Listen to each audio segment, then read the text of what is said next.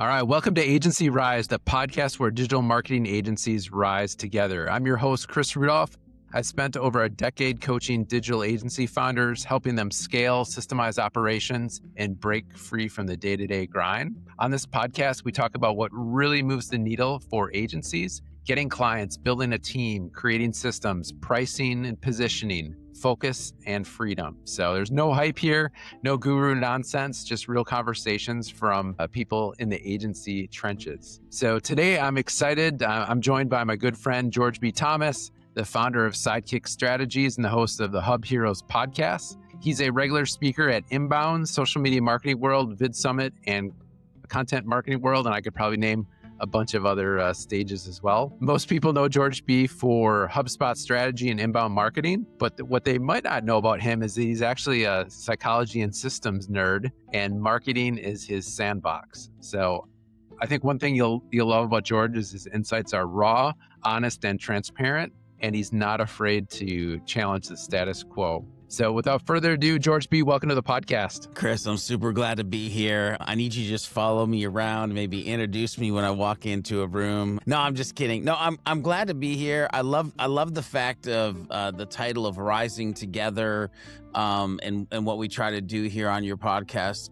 And I will give a caveat to that. I may say some words that most agency owners or employees are not used to hearing. And I can only answer these questions based off of my journey and who I've been made into along that journey. But I can tell you anything that I say is out of love and out of the fact that I've seen it work. So just know that as we get into this. I love that. So I know we've known each other for several years, but for those who aren't familiar with you, tell us a little bit more about you and your agency. Yeah, well, a little bit about me is I never dreamed that I would be an agency owner, to be honest with you. Like I always historically thought I was a great number two to a number one. I was the, Batman to the Robin. I worked at other agencies for probably about 10 years before I even thought about jumping. But if I go past that, like I have this really interesting life I've been given. I am pre-mobile phones. I am pre-internet. If I trace myself back to the beginning, it was a one-room log cabin with no running water at 3 years old. At 9 years old, Chris, I rode a pony to a one-room schoolhouse. So like to go from that, right? And I want to kind of paint a picture. You're talking about a guy who one room, log cabin, one room schoolhouse, 17 and a half high school dropout to now agency owner, AI assisted nerd, HubSpot like guy, speaker on stages. And I don't say that to be like, woo, look at me. I say that because like your story, your journey, like anything that you can dream or scheme is possible as long as you have a couple things, right? I am big on what's the purpose? What is my passion? How do I stay persistent? And during all three of those, how do I lead with love? And by the way, that's a little 4 cornerstone formula that I use when I walk into the agency realm and client realm, as well as use when I walk into the life realm, which for me actually is the same realm, but for many, they still have it divided in a 2-part piece that maybe it shouldn't be, but I'll stop there.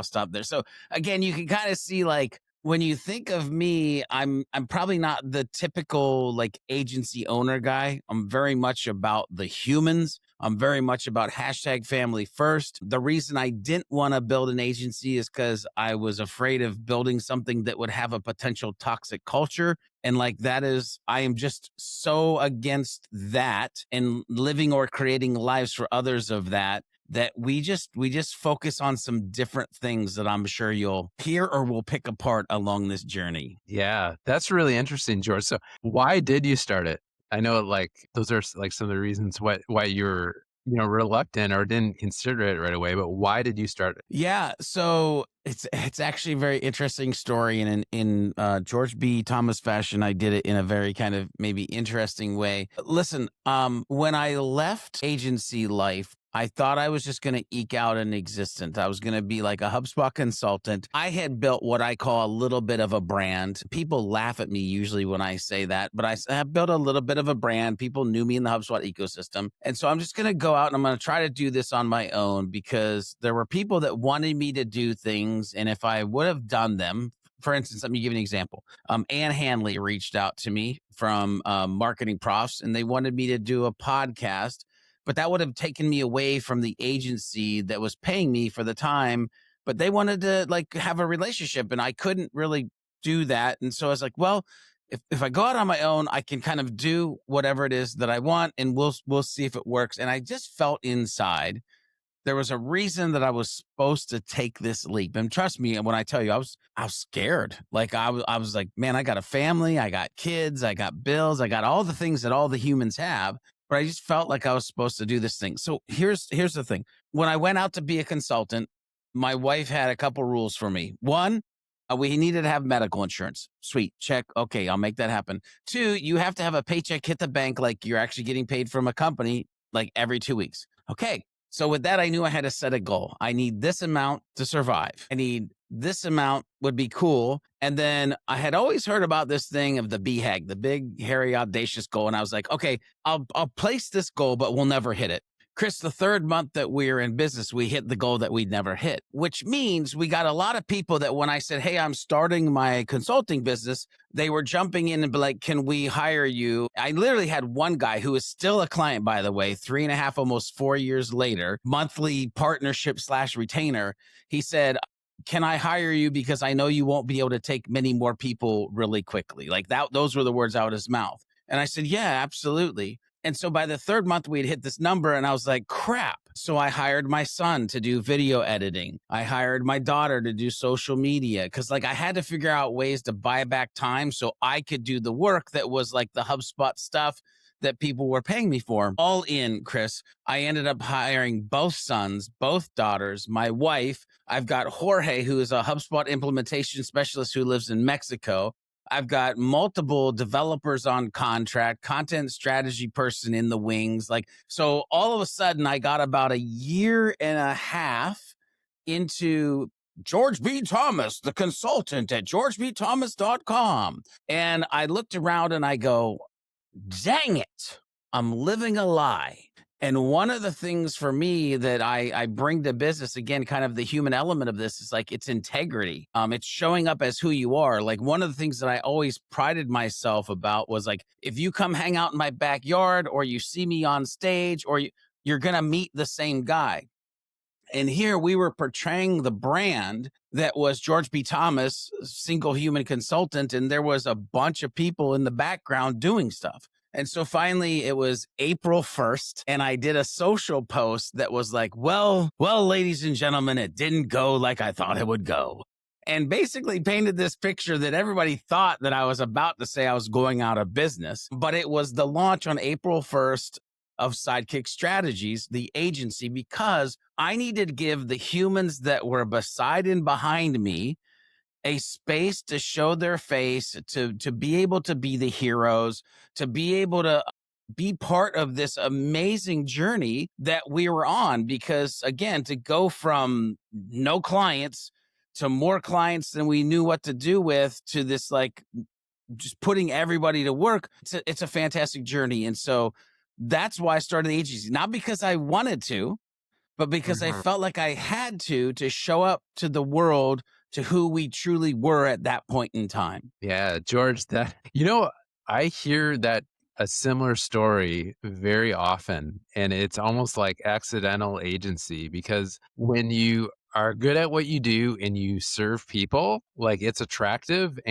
but yeah, like commonly it grows beyond what you even could imagine and quickly, and then you got to make adjustments. So that I love how you did that and stood with integrity and made the shift. I'm curious what made you focus on HubSpot in the first place? Yeah. So that's a great story, which by the way, it's at up until this point, because I'll lean into why I'm saying until this point in a minute. But up until this point, it's probably been the smartest horse that I've actually backed in life. Other than my faith in Jesus, like or my wife. Like those two things are like pretty important too. But like the choice of like falling in love with HubSpot has been a really big deal for the last like 14, plus years of what we've been doing. But I'll tell you the story. It's so funny. I was in Massillon, Ohio. I lived in Ohio at that time, and I worked at a little small agency. It was called Wild Boy Design. And what's funny is one of my youth kids from when I was a youth pastor had started an agency and asked me if I would come and work for him because I had become a designer, developer, like video editor guy. And I said, yeah, sure. So I'm working for him. And one day it's a normal day, Chris. And this guy, our social media guy, John, comes running in and I'll never forget these words. I swear to you. He goes, "We've got to watch the world's largest webinar by a company named HubSpot." To which Zach and I go, what by who? And so long story short, we watched this webinar. It's Mark Killen, Sarah Bedrick, and Chris LaDolce, who used to be part of the HubSpot Academy. And they're doing this thing called the world's largest webinar. And we end up winning 2 tickets to Inbound 2012 because it was like they said on the webinar, we'll give 10 tickets away to the top 5% tweeters or something along those lines. By the way, I should be honest. I did not tweet nothing. Zach did not tweet nothing. John was over there. His fingers were on fire. He was just tweeting away. Unfortunately, John didn't go to Inbound 2012, but Zach and I did. And so thank you, John. So we end up in Boston, right? And so here's why I picked HubSpot. I walk into this big room, not as big as they are now, but I walk into this big room and I hear Thunderstruck, AC/DC. And on the screen, there's this helicopter. And there's these 2 dudes that come like out of the helicopter, but really from backstage in these orange jumpsuits. And they start talking about like the way that marketing was and the way that marketing could be. And then they said this thing of like, we feel that you can do marketing in a human way. And being the historical youth pastor turned designer, developer, video guy, I was like, a human way? That sounds great. I think I want to be a marketer when I grow up. And so then we go and I'm learning about HubSpot and we go back from the conference. Oh, by the way, this was the first time that I heard Gary Vee speaking as well at that conference. And I literally like felt like he was talking to me, even though I was in like in the balcony, like 4 seats back. He wasn't talking to me, but I felt like he was talking to me. I was like, man, I'm going to do something with this. So we get back and I start learning about HubSpot and I get 1 certification, 3 certifications, 5 certifications. And over time, like I'm learning a lot about HubSpot. We're using it for the agency and we go from up and coming agency in the HubSpot ecosystem to out of business in like 9 months. Okay. Or going out of business. Now, here's where I have to say the good Lord above just cemented that I was supposed to be where I was at. As we were getting ready to go out of business, I got this phone call, Chris. And the phone call was from a guy named Marcus Sheridan. Now, this was before Marcus Sheridan was popular for They Ask You Answer because he hadn't written the book yet. The idea was there, but the book wasn't written. And he called me and he said, hey, I've heard that you might have some talents that I could use for my little agency because, of course, 4 certifications, 6 certifications, 8. And the word started to get out like, ooh, this dude is on fire. And like I had been posting stuff on social. And so again, to make a kind of long story short, I ended up working for Marcus for 5 years. During the process of the book being written, he would go out and speak about content. We'd get clients. I'd teach them HubSpot. He'd teach them content. I would also go out and speak and we'd do workshops together. And it was just this like fantastic 5-year incubative system to turn George B. Thomas into who he needed to be moving forward. And it's also where we started the Hubcast, which was the first HubSpot specific podcast. That was in 2013, by the way. In 2014, Marcus said these words to me: you need to start creating video. And so I started doing HubSpot tutorial videos, which I've probably done about 4,000 or 5,000 HubSpot tutorials over the last years. And so again, this podcast, the tutorials, like the education to educate, all of this was this perfect storm of, hey, this is a guy that educates himself to add value to the community, which built a massive amount of reciprocity, which, by the way, is the reason when I launched into the business, all of a sudden people just wanted to work with me because I had added 10 years of value and content and people knowing who I am, but never really doing it because I'm like, I'm going to start a consulting company, or no, it was because there was just this baked in piece of who I was, of being a servant and being of value. And now when I talk about this, Chris, I talk about that the agencies that win, they are the agencies that can be the most human. Being human shouldn't be a business differentiator, but in 2025, 2026 and beyond, it is and will be. And I talk about it in this way. When I say be human, what I mean is value first, human first, content driven, AI assisted. If you can just take those 4 buckets and apply those to your life moving forward, it will make a dramatic difference. Now, back to why I started this story with until now. There is a new thing that I am like, man, I have not felt like this since 2012 and HubSpot. And I'm going to be honest with you, that is AI. And the use of AI in the agency, the use of AI in my life, the use of AI as an assistant, not taking over, not being lazy, but in a very healthy way. There is something to what we can do with that and how we can change the way that we learn and think with that. And so now I live in this kind of crossroads of talking a lot about AI, talking a lot about HubSpot, talking a lot about doing business, but business in a human way, in a servanthood way, in a we give value way, in a we build trust and reciprocity way, not in a let me run 1,000 ads and see if I can game the system, because no. Yeah, I love that. I love that. Human in the age of AI. Like, how did you say that? Assistant with AI? Yeah.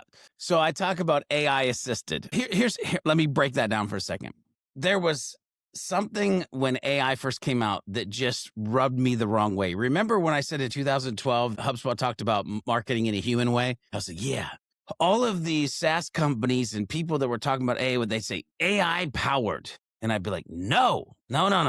Needs to be human powered. And so when I talk about this, it's human powered, AI assisted. That's the realm and the vein that you want to get into as far as like a mindset and a usage standpoint. Yeah, that's good. Where you said this interaction between HubSpot and AI, what are some of the biggest trends, or where do you see this going in 2026 and beyond? Yeah. So a couple of things. And again, I don't know how many HubSpot users we have, but if you haven't given it its chance yet, meaning the Breeze Assistant, the custom Breeze Assistants, the customer agent, the prospecting agent, the actual fact that it can like write content in your voice and tone, like those tools, when they were first launched, I was the first guy to be like, not yet. Like, just hang on a second.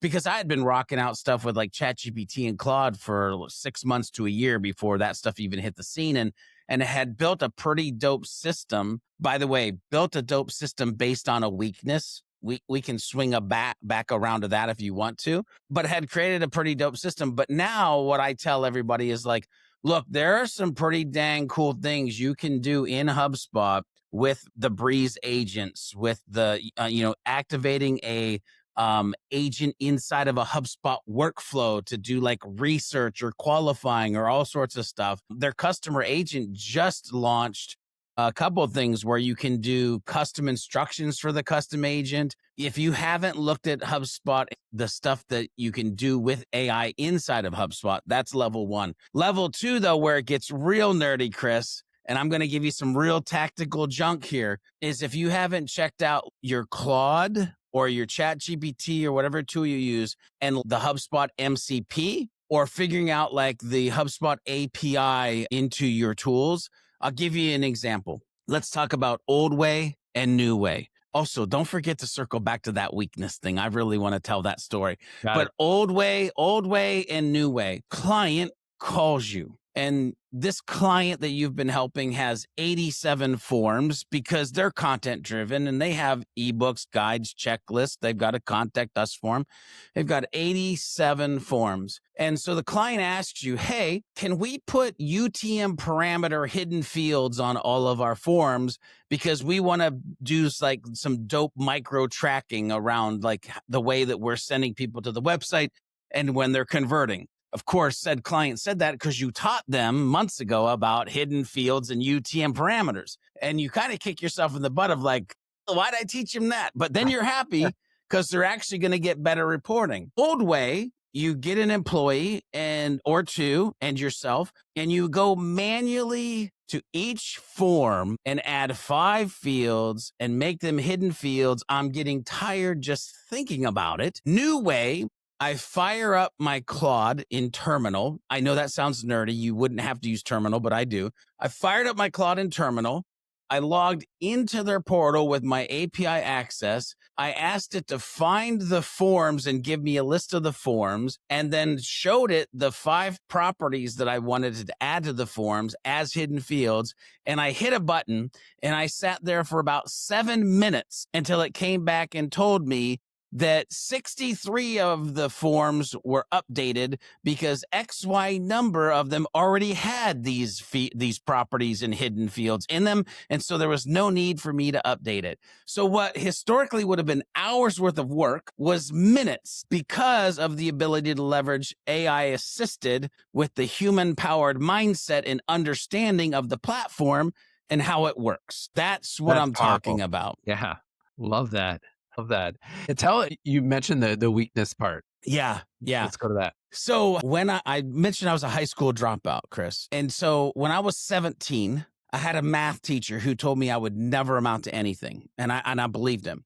And so I became this high school dropout. I ended up joining the Navy, but I had this like whole 10-year period of my life where I thought I was stupid. I thought I couldn't teach myself things. I was just going to have to eke out this like crazy, life as that was my identity, high school dropout. And with that, what I have never really been good at is spelling and grammar. Now, here's the thing. Get me on a mic. Well, you be the judge. Has this been a good episode so far, right? Like, get me on the mic and I can talk. Put me on a stage, like tag me in, coach. By the way, the reason why he told me that I would never amount to anything is because I was a class clown. And Chris, I find it funny that I now get paid thousands of dollars to step on a stage to do what the teacher told me I would never amount to be. Like, it's just crazy. So anyway, AI hit the scene and everybody was like, I need AI to write my content. I need, content creation. And I looked at AI and I was like, man, I don't need it to be a writer. A writer is creative. A writer has ideas. I'm creative. I have ideas. What I need you to be the fastest typist on the planet. What I need you to be is the best editor on the planet. And so I dove real quick before a lot of people were even talking about, I dove into the world of like, how do I give you the context for you to understand when I give you an idea, the right direction to type in, and how when I give you the human powered ideas of editing it and iterating it, that you then get where we need to get. And so quite quickly, I started to be like, when I say quickly, 3 to 4 months in, I started to write content with AI that when I would put it in front of people and everybody was talking about AI slop and we can smell it from everywhere. And I'd be like, hey, how'd you like my article? And they're like, your article's awesome, dude. Like, I can't even believe you talked about this thing. But it's because I took the time to do some real interesting things. I'm going to give you another nugget. If you're an AI employee or agency owner, or you want to create content, I'm going to give you a nugget. One of the things that I took time to do was I had created this podcast called Beyond Your Default. And it really was just like my life's journey and lessons I've learned along the way of like almost dying 3 times and being a high school dropout and living in a 1-room log cabin, things we've talked about here. But I took every episode and I put it into AI and I said, hey, based on this episode, and I'm giving you the short version of what was a longer, proper conversation. I would say, hey, based on this episode, what is George B. Thomas's mindsets, beliefs, and core values? And I did that for 60 episodes. And then I had AI look at the 60 episodes and I said, hey, based on all 60 episodes that we've looked at, what would be the top 25 mindsets, core values, and beliefs of George B. Thomas? To which then I plugged that into my assistant and said, by the way, these are now your core values, mindsets, and beliefs as we create content together.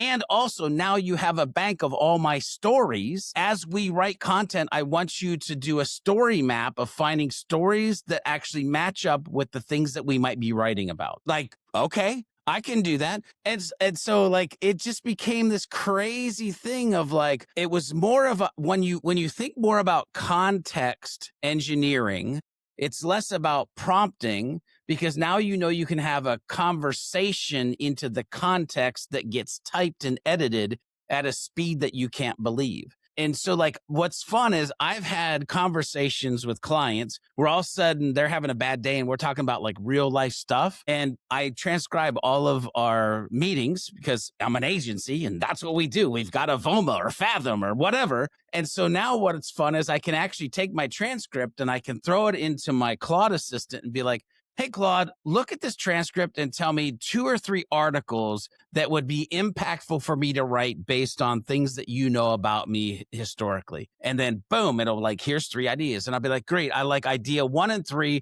Can you give me a full-fledged outline of what I should be talking about? Now that's AI assisted. Human powered as I go through the outline and I add things or take things away.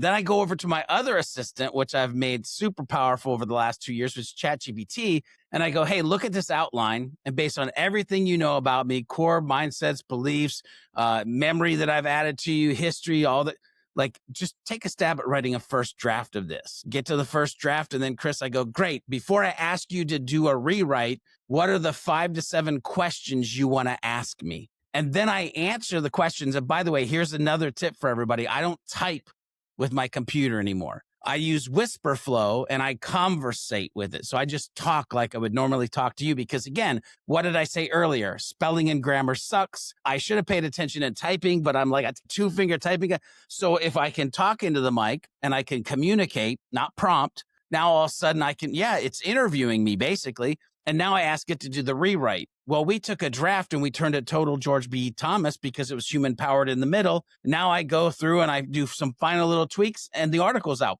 I did 2 articles last week, put them on Sidekick Strategy, shared them with people. People were like, man, this stuff is dope. I don't know how you do this. Those 2 articles took me 45 minutes, like human powered, AI assisted. And here's the nugget that I want to give you. And hopefully you're learning this from this conversation because there are systems in place to be able to create the outcomes that I want in life. Wow. That's mind blown there. Talk about, I just think of like, and with writing, like all the time in the frustration and the stress and the temptation to quit comes in the editing. That is powerful.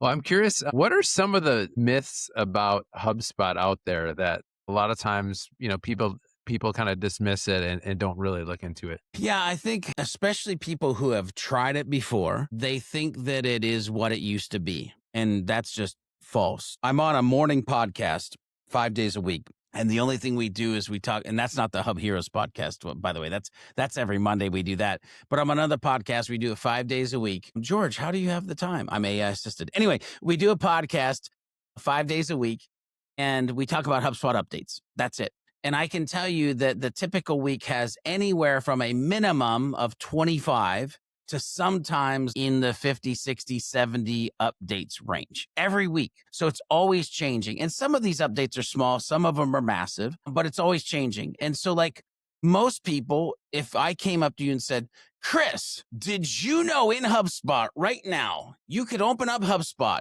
hit a record button, record yourself, throw it in the video editor in HubSpot, edit it like you would in Descript, basically looking at the transcript of it. Then when you're done, actually add like your logo and other things to it. And then right from HubSpot, publish it to YouTube. Did you know that, Chris? Most people would be like, wait, You're telling me there's a full-blown editing system process in HubSpot? I thought it was a marketing tool. No, better yet, I thought it was an email tool. No. So they don't know that there's the service help desk that's been built in there. They don't understand things like it's not your grandpappy's HubSpot anymore. Like if you looked at it back in the day, it's time to look at it again. Here's the other thing that comes to mind with it, Chris, is like most people be like, but that's complex. Now, it's not as easy as it once used to be, but it's still one of their major focuses. It's just easy for humans to understand. So like you can go in and you pretty much real quick, you can start to do the things that you need to do from a business. And so if you've stopped yourself because you thought it was going to be complex, or you've stopped yourself because you once used it and it wasn't what you needed, listen, both of you, it's time to just check out how, and by the way, I don't care if you come to me to show you or you go to somebody else or you just check it out yourself. This is not a sales pitch. This is I care about your business and the things that you could do with HubSpot and the systems that you could build, because here's the magical triangle. If right now you don't have something where you can pay attention to process, people, and platform in one easy kind of place, then your life is more difficult than it needs to be. And that's what HubSpot enables. It enables a place where you have people, process, and platform that you can wrap HubSpot around your business and build it to what you need. Because now, unlike historically, it is super customizable to whatever type of business or industry you have. Yeah, that's so good. I know in pretty much every industry, every vertical, simple scales. And, things are, if you have things that are, one thing's here, one thing's there, you're trying to like piece it all together. That's, unneeded complexity. And I just think, marketing, is there a faster changing, more dynamic thing that you can stay up on? I mean, you were saying like how many updates in a 5-day a week podcast just for one tool? Chris, there are days that I ask myself, do I hate myself? Like, do I hate myself really? I love myself. I know I do. But I've chosen to be a marketer, which changes. I've chosen to love HubSpot, which changes. And I've chosen to like be AI assisted, which changes. And so like every day I wake up and I'm like, buckle up, hold on, here we go. But the reason I love it is because, and again, this is a little nugget for the people, if you're trying to, I'll say, run your life, run an agency, whatever, and you haven't baked in a growth mindset, how do I get 1% better each and every day mindset? It's going to be a tough go at it. But I love the situation I'm in because I know every day that I will have learned something or done something that I did not do the, last 365, last however many 4 years of my life. And that keeps me rolling. It keeps me excited, right? I'm passionate about it. I love that. Going back to like, you kind of reluctantly started an agency, didn't even, like that wasn't the big vision, but you focused in on serving. You've learned things and given those away and been helpful, and you built a personal brand. So things really took off. On the flip side, what have been some of the most, the toughest lessons that you've learned so far? Boy, is this the crying part of the podcast? Yeah. Man. So it's funny because like I'm not a negative person by heart. I'm positive. I'm usually jolly. I'm happy going, but I can tell you that, and I don't necessarily know if it's what I'm about to say, the words that are about to come out of my mouth. I don't think it's agency agnostic. I think it might be agency plus add in just business owner. Being a number one and needing to show up with number one energy, even if you were a number one, showing up as a number two, they are vastly different places to be. And so while I'm super blessed to have this agency and I'm super blessed to have the humans inside of the agency, two pieces I'll pull out. One, you got to remember that I started this by saying I hired my 2 sons, my 2 daughters, and my wife. So as if being a boss isn't complex enough, let's be a dad boss. As if being a boss isn't bad enough, let's be a husband boss. And so there's just some complexities in that scenario, which by the way, we call that portion of business the theme, which is the family team. And we've gotten real good at being like, as your dad, or as your boss, and those being the key words of how they should be I like, actually listening to the thing, right? So there's that. But honestly, as a agency owner or business owner, I got to a place, Chris, where I was anxious. I just had never really been anxious. And I was like bitey and negative. And I'm like, this isn't me. Like, why? It's because like you can love something so much that you allow the hustle and grind to take over. And so one of the things that I'm very cognizant of now is like it can't be just hustle. It's got to be healthy hustle. And so I went through this like really dark period where I was like, okay, we got to spin this back around because what makes me is me, and I'm not being me. And if this happens for too much longer, we're in trouble. Because by the way, people pay me money to be me and do the things that I do in the way that I do it. And so I just went through this like moment where it's like when cash flow is tight, you don't really want to talk to your wife and kids. You're going to freak them out. So who do you talk to? You know, when you're having a frustration with the employee that happens to be your wife's kid, like you really can't go to the wife because now all of a sudden you started a family fight. And so I just had to take time to figure out, how do I put myself on what I'll call a firm foundation? How do I tie these principles that have gotten me where I am in life into not just life, but into life and business? And so I went through that period where it was like, I needed to start paying attention to what was important to me, which comes down to faith. And so I started going through this process of like digging myself out of this mental trench that I had put myself in, where I thought I couldn't talk to anybody. I thought everything was on my back. I thought that I had to be strong, right? And like all of those thinkings actually took me to a place where I couldn't think. mm-hmm. So that to me has been the hardest but most interesting part of this agency/owner journey. But I can tell you, you know, Stella's got her groove back. I don't know if we have old enough people that know like what that even means. I have found my place and space, and what's fun is out of it, like I have a friend who, she cracks up. She goes, "You can't leave George alone too long because he'll start another business." And so what's fun is through that turmoil and that learning lesson and all of these kind of things, have been able to build like a second ministry/business, which is fun, right? And I enjoy that. And so I guess my lesson for people is like, you have to pay attention to how much passion turns toxic versus keeping. Here's what I'll say. The way I look at it is there's hustle fire and there's holy fire. And I'll take holy fire all day long to stay healthy as a human and show up to be my best self versus my worst self. Yeah, that's good.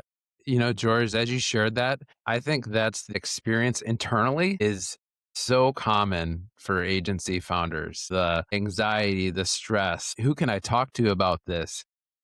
Yep. Maybe I wasn't in the number one position prior, and I'm stepping into that. You know, maybe you have a young family and you're like, there's financial pressure, or like you said, you know, like what kind of what your wife had said, like, I need health insurance, I need, you know, the Yeah. payments, all Yep. those things in a fast moving world. And you're seeing, if you're on social, it's all like, it's all about the hustle and the grind, or Yeah. you know, the screenshots and the case studies and everything, and that just weighs on people. So one of the things I will say, yes, and this might be a completely different podcast that I'm going to go into here for a second. Listen, comparison is the thief of joy. And social media, what we allow ourselves to do is compare our normal everyday life to somebody's highlight reel. And I had to get to the point where, like, do I use social as a tool? Yes. For the business, I use it as a tool. But do I use it for anything to rule my life or decisions? No. That's good. That is it a tool or a rule? Yeah, it's a tool, and that's what it should be, right? And so, you know, I literally have my daughter who I'm like, yeah, you're in charge of social media. Let me know, like, if I need to engage with people, because I always want to be the one engaging. but I don't want to see. Here, I'll put it this way. One thing that even frustrates me in the HubSpot ecosystem, as a guy who is definitely directed in a way of like, let's add value. There's a lot of, well, I'll just say life, but HubSpot ecosystem, marketing, business, there's a lot of folks out there that are great at generating noise and nonsense. You got to remove all the noise and nonsense. In 2026, it's about focus and intention. And so watch yourself. Is your noise and nonsense Netflix? Is your noise and nonsense a buddy that you probably should have stopped hanging out with 6 months ago? Is your noise and nonsense social media? Like, it's okay to prune the tree. I love that. I love that. George, this is great. So many nuggets for the agency founders out there. If you had one piece of advice to give to the founders out there, you come from like one room schoolhouse, high school dropout, to being on stage at Inbound and growing your personal brand and now agency. What would you give, even if it has some tough love in there? Yeah, I think, man, my brain splits in two places, Chris, to be honest with you. Maybe it splits in three, but dang on it. So many times we get in our own way and we end up falling prey to imposter syndrome and fear. And so we get stuck in what I like to call the default. And one of the things that I try to do whenever I get on a mic or, get in front of people in a place where I can help them is I want to be a catalyst for growth and help people live a life beyond their default.